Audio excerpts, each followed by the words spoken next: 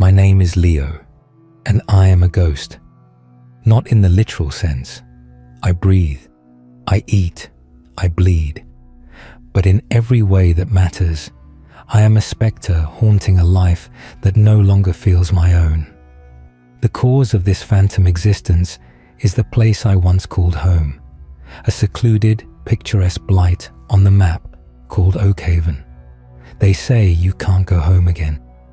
For most, it's a metaphor about change and the passage of time. For me, it's a blood-soaked, unbreakable law of nature. I did go back, and I tore through the veil of a secret so ancient and so vile that it now stains the back of my eyelids every time I close them. Oakhaven isn't on most GPS systems. You find it by memory, by the worn grooves of your family car's tires on a single-lane road that snakes, serpent-like, through an old-growth forest so dense it seems to swallow the sun. The air changes when you cross the unmarked border. It grows heavier, thick with the scent of pine needles, damp earth, and something else. Something sweet and faintly rotten, like overripe fruit left to ferment in the sun. I was 18 when I left. I wasn't running from anything, or so I thought. I was just a bright-eyed kid chasing a future that involved more than milking cows and mending fences. I went to college, got a degree in graphic design, landed a job in a city that never slept. For 10 years, I built a life. I had friends who didn't know the weight of a hay bale, a girlfriend who laughed at my quaint rural stories, an apartment that smelled of takeout and cleaning products, not loam and decay. And then, 3 months ago, the letter came. It was from Mrs. Higgins, the postmaster, church organist, and de facto town crier. My father was dead. A sudden stroke, they said, quick and painless. He was found in his rocking chair on the front porch, a half-whittled piece of pine still clasped in his hand. The grief was a dull, cold stone in my gut. My mother was long gone, and Dad was my last tether to that old life. But beneath the grief, a colder, sharper feeling pricked at me. Dread. I had to go back. The journey was a reverse exorcism, the world slowly leaching of colour and noise the closer I got. The city's vibrant greys and neon blues faded into the perpetual twilight green of the forest. The constant hum of traffic was replaced by an oppressive silence, broken only by the crunch of my own tires on gravel. Oakhaven hadn't changed. That was the first wrong note. Time didn't just move slower here. It had flatlined. The same white-painted church with its needle-like spire, the same general store with its peeling Drink Sarsaparilla sign, the same dozen houses, each with a perfectly manicured garden and a porch swing that creaked in the wind. It was a diorama of rural Americana, preserved under a glass bell of secrets. The funeral was a quiet, somber affair. The whole town was there, a sea of grim, familiar faces. They offered handshakes that were a little too firm, hugs that lasted a little too long, and condolences that felt rehearsed. Their eyes, though, their eyes held something else. Not quite pity, not quite suspicion. It was a watchfulness, a collective holding of breath, as if they were waiting to see what I would do. Elias Crow, the town's unofficial patriarch, clasped my shoulder. His hand was like a bundle of dry twines. "The land takes care of its own, Leo," he whispered, his breath smelling of old tobacco and cloves. "Your father understood. He was a good man, a faithful man." The phrase, "the land takes care of its own," was one I'd heard my whole childhood. I'd always thought it was just a quaint, folksy way of talking about community. Now, it felt loaded, threatening. I decided to stay in my father's house for a week to sort through his things. The house was a time capsule, smelling of woodsman, lemon polish, and him. It should have been comforting. It wasn't. The silence was different from the city's. This was a deep, listening silence. At night, I'd lie in my old bed and feel the weight of the forest pressing against the window panes, and I'd swear I could hear things moving out there. Not the casual rustle of a raccoon or a deer, but something heavier, something that walked with purpose. It was on the third night that I found my father's journal. It was tucked away in a locked drawer in his desk, a drawer I had to break open. The journal was a thick, leather-bound thing, its pages filled with his tight, precise script. Most of it was mundane. Weather reports, crop yields, the price of feed. But as I flipped towards the back, the entries changed. October 12th. The air is turning. The harvest lord stirs in his slumber. The offerings have been prepared. The children are ready. My blood went cold. The harvest lord.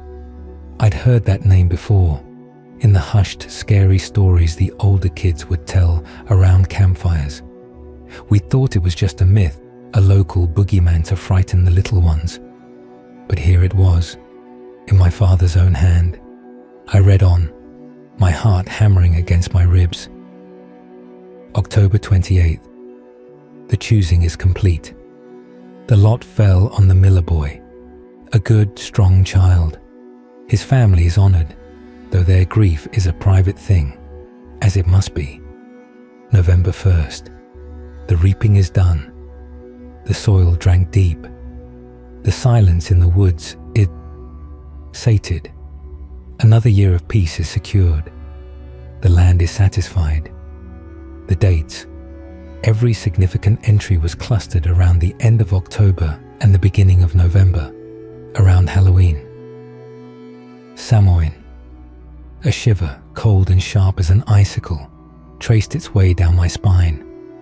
My father hadn't just known about this. He was a part of it, a faithful man.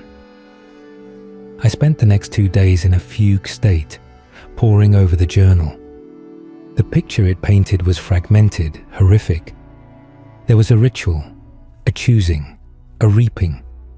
It involved a child, and it was done to appease something they called the Harvest Lord, to ensure the town's prosperity, to keep the ancient covenant. My modern, rational mind rebelled. It was insane, primitive, but the evidence was there, in the fearful obedience of the townsfolk, in the way they never locked their doors, but always looked over their shoulders, in the absolute absence of any children near my age when I was growing up, who had ever, supposedly, moved away to live with relatives. I had to know. The anniversary of my father's death, of the reaping, was in 2 days. Hallows Eve. I confronted Elias Crow. I found him on his porch, whittling a piece of wood into a shape that looked unsettlingly like a small, contorted animal. I found my father's journal, I said, my voice trembling with a mixture of fear and rage. He didn't look up. Did you now? Some things are best left in the dark, boy. What is the Harvest Lord? I demanded. What did you do? What did my father do? Finally, he set his whittling down and fixed me with his pale, watery eyes. There was no kindness in them, only a weary, ancient resolve. The Lord is the spirit of this land, Leo. The first seed, the last harvest. He was here long before us, and he will be here long after. We made a promise to him a long time ago. He gives us fertile soil, mild winters, protection from the storms of the outside world, and in return, he takes his tithe. A child. My voice was a whisper. A vessel, Elias corrected, his tone chillingly matter-of-fact. A pure vessel for his essence. Once every generation, on the night when the veil is thinnest, we give him a child. The lot chooses. It is not for us to question. It is the way of things. The land takes care of its own, and we take care of the land. "You're murderers," I spat. He smiled, a thin, bloodless crack in his weathered face. "No, son. We're farmers. We are the shepherds. This isn't murder. It's a transaction, a sacrament. Your father understood that. He helped with the reaping for 30 years. He was a good man." The world swam around me. My father, the kind man who taught me to fish, who sat with me when I was sick, who had hands that were always gentle. Those same hands had been part of this atrocity. The foundation of my entire childhood crumbled into ash and bone. I stumbled away from Elias's house, my mind reeling. I had to get out. I had to call the police, the FBI, someone. But as I reached my car, I saw it. All 4 tires were slashed. The engine had been doused with something sticky and sweet-smelling. Maple syrup, I realized with a surge of nausea, poured directly into the gas tank and over the engine block. I was a prisoner. They weren't going to let me leave. Not until after the reaping. The next 36 hours were a lesson in terror. The town didn't bother hiding it anymore. Their watchfulness turned into open surveillance. Wherever I went, someone was there, watching from a window, working in a garden, just standing. Their faces were masks of grim determination. I was an unknown variable, a threat to their precious bloody peace. Hallows Eve dawned grey and cold. A thick, soupy fog rolled in from the woods, muffling sound and reducing the world to a radius of a few dozen feet. The air was thick with that cloying, sweet, rotten smell, now so potent it made my eyes water. The woods were silent, no birdsong, no chittering of squirrels. It was a vacuum of sound, as if the entire forest was holding its breath. As dusk began to bleed into night, I heard it. A low, resonant sound, like a horn made of stone and hollowed out bone. It came from deep within the woods, a sound that vibrated not in my ears, but in my teeth, in the marrow of my bones. The townsfolk began to gather in the central green, their faces illuminated by the orange glow of pumpkin lanterns. They were dressed in their best clothes, but there was a primitive pagan edge to it. The women wore shawls embroidered with symbols of wheat and corn. The men had smudges of dark earth on their foreheads. They carried torches, the flames struggling against the oppressive fog. I watched from my father's window, my breath fogging the cold glass. I saw a young boy, no more than 8 years old, being led to the front of the crowd by his parents. He was dressed in simple white robes, and his face was serene, vacant. Drugged, probably. The miller boy. His family stood beside him, their faces etched with a profound, tragic pride. They were honored. My stomach churned. Elias Crow stood on the steps of the church, raised his arms, and began to chant in a language I didn't recognize, a guttural, slithering tongue that felt older than the trees.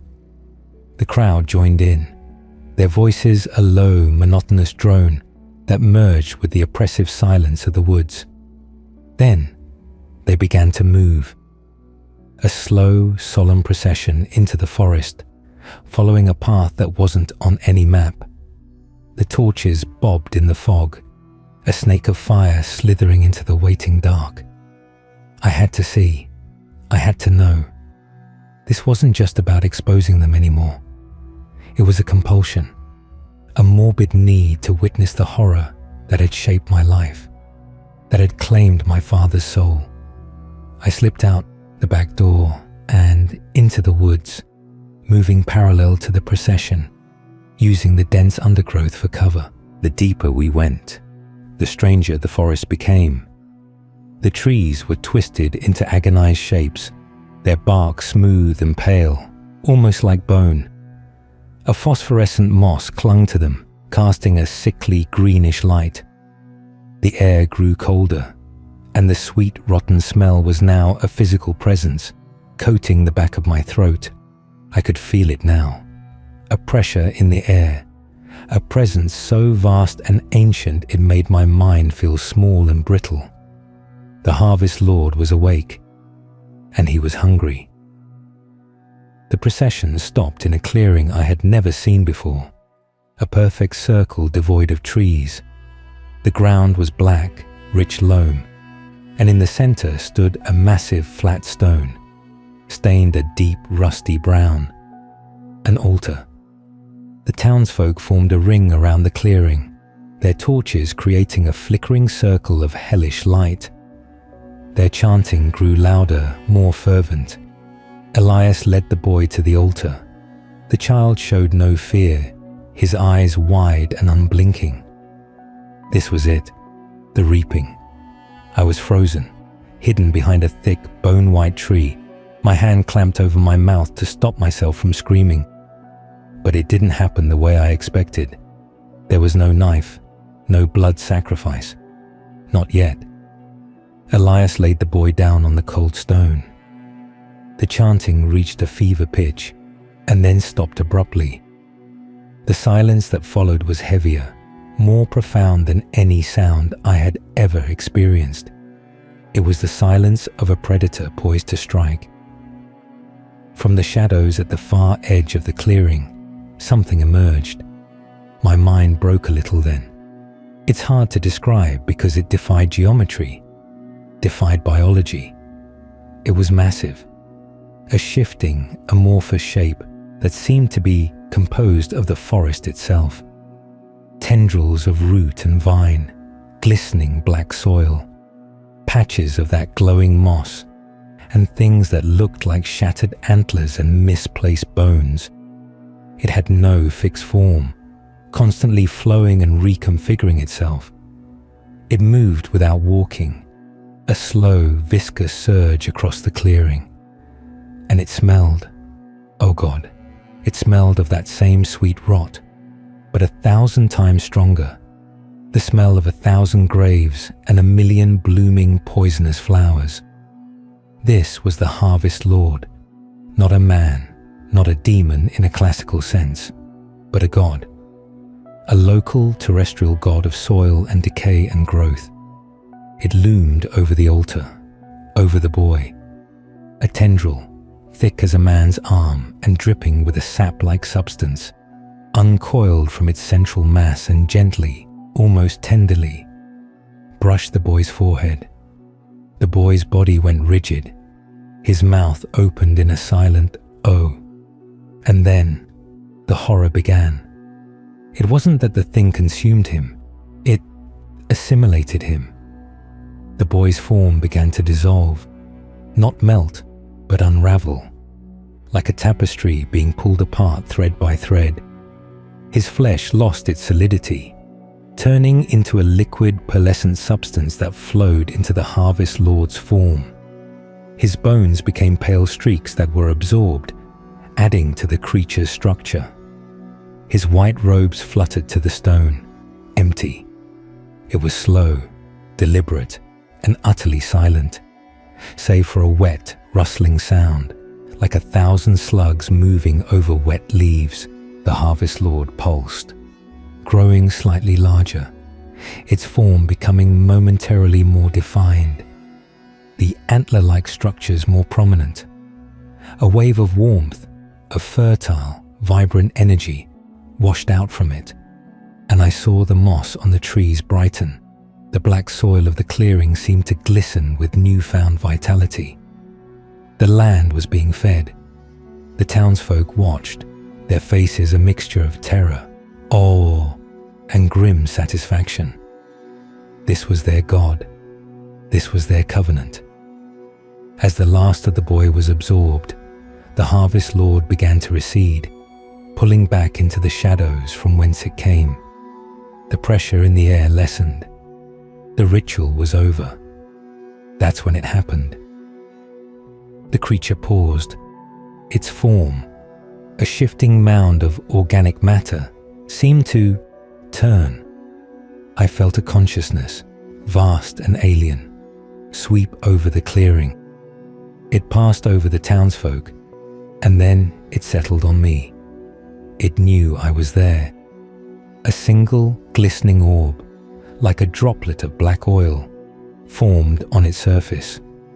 It was an eye, and it looked directly at me, through the trees, into the deepest, most hidden part of my soul. In that moment, I felt a recognition. It knew my blood. It knew the scent of my father. It knew I did not belong. A single silent command was transmitted directly into my mind, a wave of pure annihilating negation. Leave. I didn't need to be told twice. I ran. I crashed through the undergrowth, branches whipping at my face, tearing my clothes. I didn't look back. I could hear the townsfolk shouting behind me, but I didn't care. I had seen the truth, and the truth was a nightmare made flesh. I made it to the main road and just ran, fueled by pure adrenaline, until I collapsed miles away. I was found by a state trooper the next morning, babbling and half frozen. They thought I was a hiker who'd gotten lost and suffered a breakdown. I didn't tell them the truth. What would I say? Who would believe me? They took me to a hospital. Then I made my way back to the city. My girlfriend left me. She said I was a ghost, that something inside me had broken. She was right. I am a ghost. I haunt my own life. I can't look at a field of wheat without seeing that black, fertile soil. I can't smell damp earth without my stomach clenching in terror. I see the face of that vacant, serene boy in my dreams, his body unraveling into a god of rot and growth. Sometimes, at night, when the city is quiet, I think I can hear it. A faint, distant sound, like a horn made of stone and bone. It's a call, a reminder. The village I grew up in protects a terrifying tradition. They feed a god to keep their world green and peaceful. And now, that god knows my face. It knows I am a broken thread in its perfect bloody tapestry. I live in fear that one Hallows Eve, the lot won't fall on a child from Oakhaven. I fear it will fall on me. The land takes care of its own, and I am an apostate, a runaway, and the harvest lord always collects his due.